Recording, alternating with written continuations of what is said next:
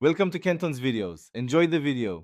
You begin by preparing the essentials: a blank 8 GB or larger USB and admin access on your PC.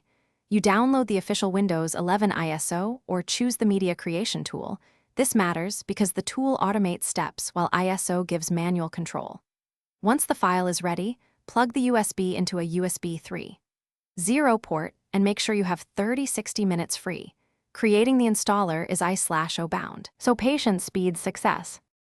Next, you create the bootable drive using Rufus or the media creation tool.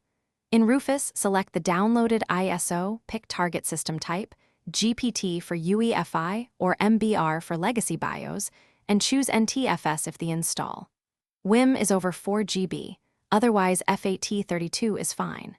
Click Start and confirm any warnings about erasing the drive. The tool copies files and makes the USB bootable. Monitor progress and don't remove the drive until it reports. Finally, you install. Reboot and open the boot menu. Keys vary by manufacturer, F12, ESC, or Dell.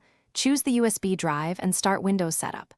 During setup, you choose partitions, enter a product key if required, and configure accounts and privacy settings.